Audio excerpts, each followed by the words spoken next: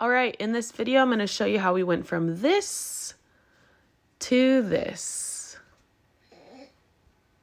This wall is the only unfinished wall down here right now, and it's driving me crazy because we're starting to look more like a finished house, and so this is my priority right now. So the one thing I didn't like about this house is it didn't have a fireplace, and I really like fireplaces. I like the ambiance, and so we bought this one off Amazon. I'll tag the link. I don't have a review for it yet because we haven't used it. So what I'm gonna do today is I'm gonna frame this out. I found the center of this area already and frame it in, frame the fireplace in. We're gonna do a mantle and our TV. So here we go. And I'll tag the people that I watched videos for inspiration on how to do it. Thank you guys for showing me. Okay, here we go. Okay, so I'm gonna start by adding backing to the wall. But then I get interrupted because I keep misplacing my tools because I'm stupid. So here's me looking around like a fool, calling my husband to help me. Hit a stud. Celebrating that I hit a stud because our stud finder is absolute shit and the house is really old. So for whatever reason, we have a really hard time locating studs in the walls in this house. So the backing makes it so that you can add the little side framing pieces wherever you want, because I know that the backing's in a stud.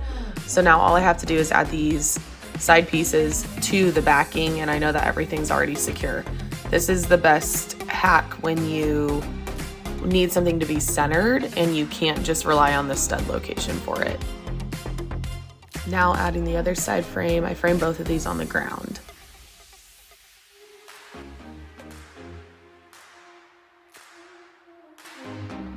So in hindsight, I would have framed the fireplace frame on the ground because that would have avoided me making pieces that were too short and getting extremely frustrated. So here's the opening for the fireplace. I'm just screwing everything in. I basically toe-nailed, well, it's not really a toenail, it's more of a toe screw, I guess. Essentially, I made a 45-degree angle and screwed everything in that way.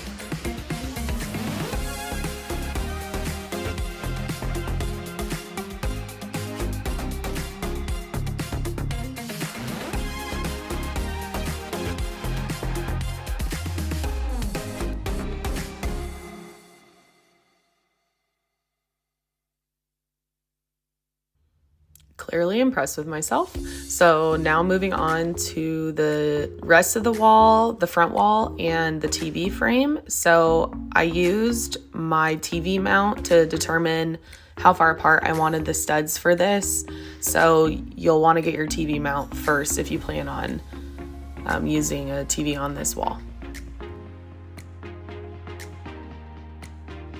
Now deciding how I'm going to get up here. That was pretty smooth, not gonna lie, way to go. And again, I'm just doing a 45-degree angle, screwing everything in this way. This is all gonna be hidden by Shiplap, so I wasn't worried about having visible screws or anything. If you were worried about that, I would probably use something like a Craig jig, but you'll see that this is all gonna be covered. So just getting everything secured. And I didn't check for plumb any of this because I'm just gonna nail in the shiplap. So we actually ended up making our own shiplap to save some money. So we got sheets of nicer plywood. I can't remember exactly what we got, but we used our table saw and I set it to 5 inches, I believe. And then we literally just stripped out a bunch of pieces. And here I am about to lose something again. I'm not entirely sure what I lost, but that's pretty typical. So the way I did the shiplap is the same way I would do like a laminate flooring. So I started with a long piece, and then when I cut the next piece, I used the short piece to start the next row. So it made kind of a random pattern, and that's the way I like it. You could waste more wood if you wanted to do a more specific pattern, like a 2-3 offset, something like that.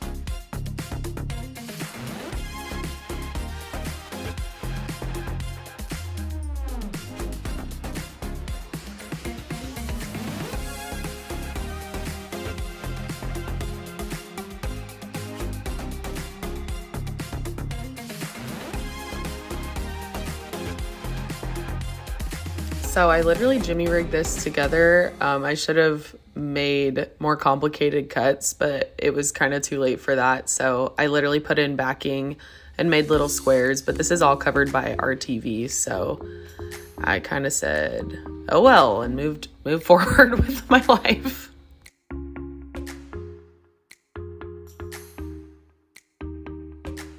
And then the easy part, just finish off the shiplap. I literally can't believe I did this.